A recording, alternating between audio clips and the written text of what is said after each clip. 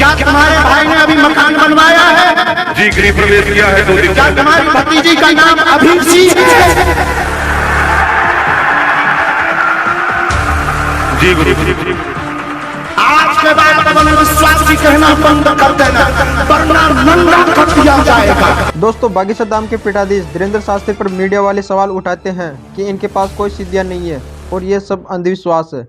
लेकिन धीरेंद्र शास्त्री जी ने मीडिया के सामने ये साबित करके दिखाया कि उनके पास बालाजी की कृपा है और मन की बात जानने वाली सिद्धि भी है। लेकिन दोस्तों, सवाल ये उठता है कि क्या 1-2 सिद्धियां आ जाने पर जीव का मोक्ष हो पाएगा? क्या धीरेंद्र शास्त्री जी के श्रद्धालुओं का मोक्ष हो पाएगा? जानेंगे इस वीडियो में, तो वीडियो को अंत तक जरूर देखना।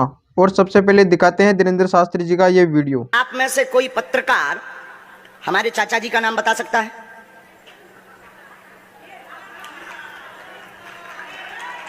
बोलिए बोलिए बोलिए।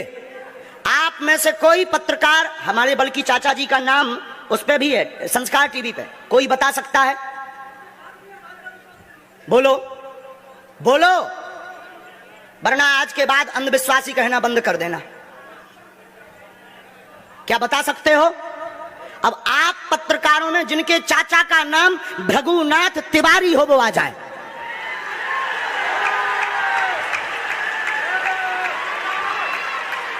आपके चाचा का नाम भृगुनाथ तिवारी? जी, मेरे चाचा का नाम भृगुनाथ तिवारी है और वो भोपाल में रहते हैं, अभी मथुरा में हैं।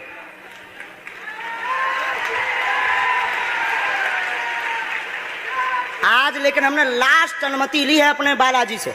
क्या तुमने पहले बताया? लोगों को अंधविश्वास में तो नहीं ढकेल रहा, महापाप पड़ेगा अगर तुमने बताया हो। गुरुजी, मैं 3 दिन से बल्कि इस सच्चाई को एबीपी न्यूज में दिखा रहा हूं। मैंने कोई अंधविश्वास फैलाने का और बताने का काम नहीं किया है। मैं यहीं से आपके दरबार से जनता तो क्या तुम्हारे भाई का नाम राघवेंद्र तिवारी है? जी गुरुजी, एक पत्रकार होने के नाते नाते मैं ये कह रहा हूं, आचार्य धीरेंद्र शास्त्री की जय। क्योंकि मैं जो सुन रहा हूं, मैं देख रहा हूं, ये चमत्कार नहीं है। क्या तुम्हारे भाई ने अभी मकान बनवाया है? जी, गृह प्रवेश किया है 2 दिन क्या पहले। तुम्हारी भतीजी का नाम अभिषी है? जी गुरुजी। आज के बाद अब अंधविश्वासी कहना बंद कर देना, वरना नंगा कर दिया जाएगा। हम हनुमान जी के सेवक हैं, ललकार कर करते हैं कि हमने संतों की चरणों की तपस्या सीखी और सन्यासी बाबा की कृपा को पाया है। जो भ्रम फैला रहे, आज के बाद भ्रम बंद कर देना। और आज के बाद हम किसी को प्रमाण पत्र नहीं देंगे, न सफाई देंगे, ये शपथ गद्दी से खा रहे हैं।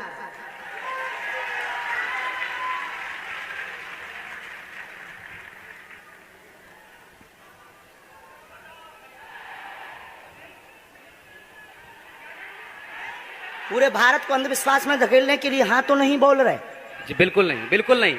मैं बहुत जिम्मेदारी से कह रहा हूं और मैं 3 दिन से इस सच्चाई का पता लगा रहा था। और एबीपी न्यूज जो लोग देख रहे हैं उनको मैं बता रहा हूं कि ये लाइव दिव्य दरबार के टेस्ट में आचार्य धीरेंद्र शास्त्री जी ने जो कहा है, मैंने केवल इनसे इंटरव्यू किया था, अपनी जीवनी नहीं बताया था। जो इन्होंने बताया है वो सच है और मैं ये एबीपी में लाइव कह रहा हूं, ये कोई अंधविश्वास नहीं है।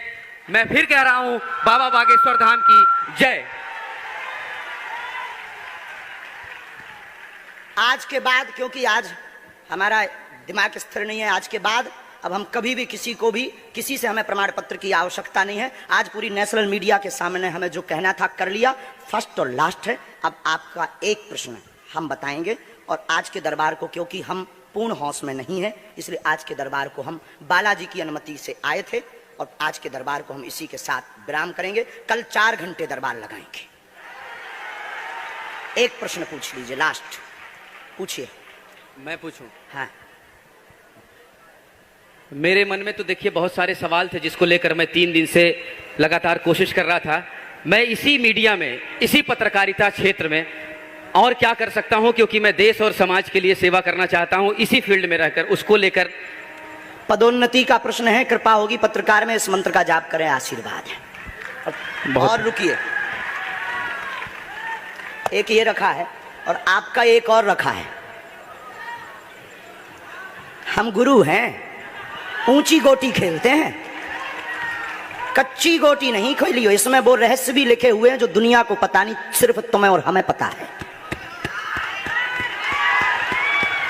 वो पूरे कमरों की डिटेल लिखी है इसमें,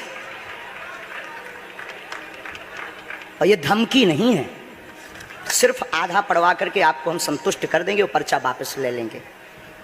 एक ये आएंगे, ये भाव से बैठे हैं, बस ये आपने भी नहीं सोचा होगा।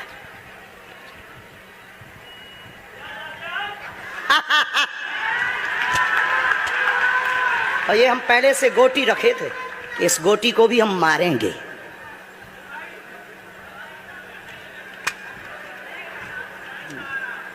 एक पर्चा ले सकते हैं।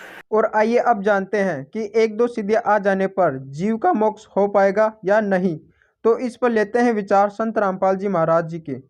ये सिद्धियां होती हैं जो आपके मन में क्या सोच रखा है आपने, वो बता देगा सामने वाला। उसके एक वो मन की वृत्ति बताने वाली सिद्धि जिसने अपनी कंप्लीट कर रखी है, साध रखी है। एक बार हमारे ताऊ के लड़के की भैंस चोरी होगी, तो किसी ने बताया कि वहाँ इधर गुड़गांव साइड में एक मुसलमान है और वो जाति बता दी है चोर का नाम।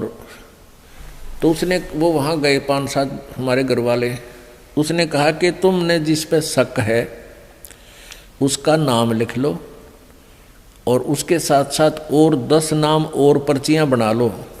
एक तो उसकी हो जिसके ऊपर तुमने शक है और बाकियों की 10 के 9 के नाम और लिख दो। 10 पर्ची यहाँ डाल दो, मैं अपने आप उठा के दे दूंगा, वो चोर होगा। अब उन घरवालों को किसी एक पर शक था, उसका नाम लिख दिया।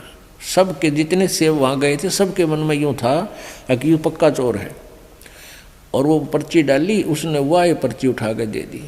वह मन की वृत्ति जाने था कि किसके बारे में सोच रहे हैं ये चोर। सब खुश हो गए, वाह भाई वाह, बड़ी बात है, तो कति सच्ची बात होगी भाई, देखा ना हम भी सोच रहे थे, इसने वही बता दी। वो आके पुलिस ने कहा था भाई मेरा नाम बता दो, किस पे शक है, उन्होंने बता दिया यूँ चोर है। पुलिस ने उसको पूछताछ की, धमकाया खुरकाया।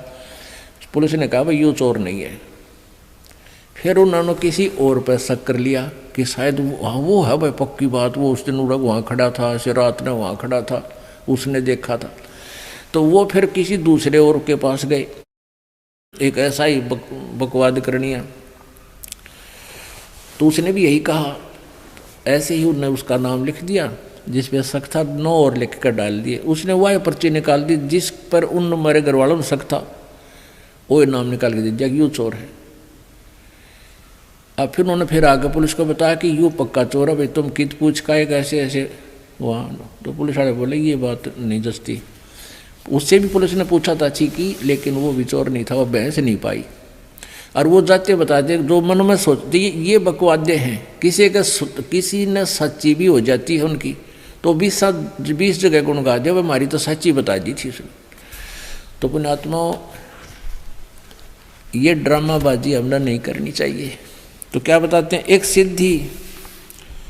एक सिद्धि निस्वासर जागे, एक सिद्धि सेवक हो आगे। मेरे मामा जी का गांव है खेड़ी दमकन सोनीपत में, और वहाँ एक गीसा पंथ का एक गीसा साहब जिसको परमात्मा मिले थे, उसी का एक गीसा दास संत का ही शिष्य नेकी राम जी था। उसने गीसा साहेब जी की वचनों को आधार न मानकर संसारिक जो आम लोक वेद के आधार से हठ योग करना शुरू कर दिया। उस हठ योग से उसमें सिद्धि आ गई, नींद ना हो, उसने दिन रात जागता रहता था। तो वहाँ एक आश्रम बना हुआ है, उस आश्रम की स्थापना होने का कारण जब हमने पूछा तो बताया वहाँ के व्यक्तियों ने कि नेकी राम जी यहाँ एक बड़ी सी थी, वन था छोटा सा, उसमें बैठ गया आके और ज्ञान प्रचार करे और दिन रात जाग गए। तो वहाँ एक दो सेवक रहने लगे, उन्होंने कहा यो महात्मा जी ना दिन में सोता ना रात में। तो लोगों ने छुप कर देखा कई दिन तक, भाई सचमुच ना दिन में सोता ना रात में सोता, ये तो महाराजा पड़ा है। उसका उड़े एक आश्रम बना दिया, मंदिर बना दिया, उसकी पूजा शुरू करने लगे। हैं, और आज कुछ भी कोई ना उसका पल्ले। तो इस प्रकार हम भ्रमित हो जाते हैं। एक सिद्धि निस्वा सर जागे, एक सिद्धि सेवक हो आगे। जैसे आपको हम कई बार सुनाते हैं कथाएं, उदाहरण देते हैं कि ये मन जो है ये एक भूत समझो, और इसको यदि भक्ति पर लाए रखा तो ये ठीक से, अगर इसको भक्ति पर नहीं लगा तो बकवाद सूझता है, कोई भूतपना, कोई गलत काम करवाता है, पाप की तरफ दौड़ता है, हमारे जान का खतरा बनता है। तो इसके लिए इसको कैसे कंट्रोल करना चाहिए, इस मन को, इसको परमात्मा के नाम पर लगाए रखना चाहिए। तो इसका उदाहरण देते हैं हम कई बार। तो आपको ये कथा सुनाते हैं। एक साधु था और उसने ये सिद्धि कर ली। उस सिद्धि से क्या होता है कि किसी पितर को या किसी प्रेत को कंट्रोल कर लेते हैं। तो उसकी साधना के कारण ईश्वरीय शक्ति से वो जो सिद्ध किया हुआ जो होता है वो सेवक रूप में प्रकट हो जाता है। वो केवल उसी को दिखाई देता है। ये सिद्धि उसकी साधना से ऐसा हो जाता है। एक संत के पास, एक तपस्वी के पास ऐसी सिद्धि थी, लेकिन उसमें एक अवगुण था कि उसको अगर काम ना बताया गया, वो सेवक प्रकट हो जाता था तो सिद्धि से, तो नहीं तो वो फिर उसको हानि कर देता। एक संत ने वो सिद्धि आती थी, उसने अपने चेले से भी वह सिद्धि करवा दी। लेकिन उस गुरु ने कहा चेले से, शिष्य कि भाई मेरी अब्सेंस में, मेरी अनुपस्थिति में इस सिद्धि का तू प्रयोग मत करना। अब कुछ दिन के बाद गुरुजी चले गए सैर सपट्टे को कहीं दूसरे जगह पर। पीछे से चेले ने सोचा जो यह सिद्धि मैंने की है इसको परीक्षण तो करके देखूं। उसने वो सिद्धि प्रयोग कर दी। सामने एक जंद खड़ा हो गया, एक प्रेत सेवक बनकर कहने लगा, महाराज बात सुन ले, यदि मुझे काम बता और काम नहीं बताओगा तो तेरी गर्दन दाबूंगा, मैं तुझे मारूंगा। तो चेले ने सोचा भाई काम बता दिया, बर्तन साफ कर दिया, बर्तन साफ कर दिया 10 मिनटा में। आटा मांग लिया 10 मिनट में आ लिया। 2-4 काम बताए वो मिनटा में कर दिया। उन्हें सोची अच्छा मेरा भाई, और काम ना बताऊंगा तो भी मेरी गर्दन दबाओगा, मारेगा। उसने गुरुजी को याद किया, एक मर गया मैं तो आज गुरुजी गलती होगी। इतने वो गुरुजी आ गए। वो गुरुजी कहने लगे, अरे क्या हो गया गुरुजी, ये मन मारेगा, ऐसे ऐसे खड़ा है, ये देख यूँ खड़ा, और काम बताऊँ हूँ जब कर देता है मिनटों में। तो गुरुजी ने कहा भी मैंने तेरे से मना किया था बेटा, मेरी एब्सेंस में प्रयोग ना करना। पर एक काम करी, इसने कह दे कि बांस ले आ, बहुत लंबा बांस ले आ। वो बांस ले आया। गुरुजी बोले इसको कह दे कि इसमें जमीन में गाड़ ले, खड़ा कर दे। उन्होंने जमीन में गाड़ दिया। तो गुरुजी बोले इसको कह दे कि इस बांस पर चढ़े जा, उतरे जा, काम होगा जब मैं तेने बुला लूंगा ना, तू अपना यूँ काम लगा रहे। तो ऐसे ही इस मन को कंट्रोल करने की विधि बताई परमात्मा ने। संसारी काम करे इतने तो काम में लगे। फिर इस राम नाम के बांस पर चढ़ाए जा, उतारे जा इस मन रूपी भूत को। इसने ठाली ना छोड़े ना, यू हानि कर देगा। ये मन जब भी भक्ति से दूर हो गया, इस राम नाम के बांस तो उतर गया, उसी समय देख लेना आपको लेकर डूब जाएगा, उसी स्थान पर जा छोड़ेगा जहाँ से शुरू हुए थे।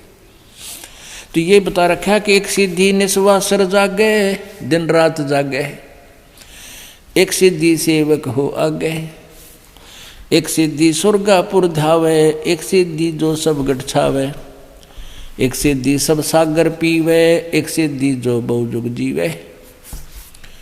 एक सिद्धि जो सब सागर पीवे। एक अगस्त नाम के ऋषि जी थे, उन्होंने सारे जीवन में एक सिद्धि प्राप्त कर ली, सारे सागर पीण की।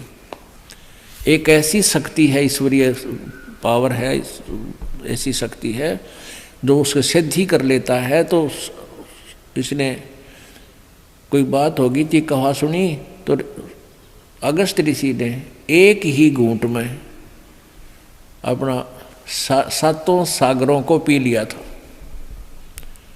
अपने आत्माओं, ये जो शक्ति है भगवान की, वो ऐसी ही अटपटी होती है। आम आदमी इस बात को नहीं समझ सकता, ये तो वही समझ सकते हैं जो परमात्मा से परिचित हैं। उसने एक घूंट में सातों सागर पी लिए, इतनी सिद्धि उसको प्राप्त हो गई थी, लेकिन मोक्ष नहीं। फिर प्रार्थना करने पर कहते हैं वापस उसने कुरला कर दिया, सारे सातों सागर फिर परिपूर्ण हो गए। ये ऐसा हो जाता है क्योंकि ये पूरी ब्रह्मांड सारे बीज रूप में ही थे और परमात्मा के पास सुरक्षित थे। परमात्मा के ही देन थी, परमात्मा ने इनको बनाया था। ऐसा हो सकता है, लेकिन कहने का भाव यह कि ऐसी सिद्धि, सातों समुद्रों को पी लेना और फिर भी मोक्ष नहीं, ये सिद्धियां होती हैं। एक सिद्धि कष्ट तन जारा, एक सिद्धि तन हंस निहारा, एक सिद्धि जल डूब न जाई, एक सिद्धि जल पैर न लाई। एक सिसाना गांव है सोनीपत जिले में, सिसाना, और सिसाना गांव में एक ईसाई पंथी से संबंधित था एक व्यक्ति, साधक, नेकीराम परंपरा से। तो वही हठ योग करके उसने सिद्धि प्राप्त कर ली। क्या सिद्धि थी उसके पास? वहाँ के बेताबी की बात है हमारे सामने की। कहते हैं इस महाराज जी, ये तालाब में का निकल जाता है, कीचड़ में का निकल जाता है, इसके पैर का पानी ना लगता, इसके पैर का जल गीला नहीं करता इसको। और कई बार लोगों ने देखा, व्यक्तियों ने, फिर वो महाराज बना लिया और सिसाने में उसका चिमटा गाड़ दिया, इतना बड़ा आश्रम बना रखा और नाम लिख दिया नारायण महाराज। वो नारायण नारायण क्या करता, उसका नाम मैं नारायण रख दिया, उसका वैसे वास्तविक नाम कुछ और है। तो इस तरह के ड्रामाबाजियों से हम भगवान से दूर होकर के इन सिद्धि युक्त व्यक्तियों पर आश्रित हो गए, जो वो भी जन्म बर्बाद कर गए और अनुयायी भी बर्बाद हो गए।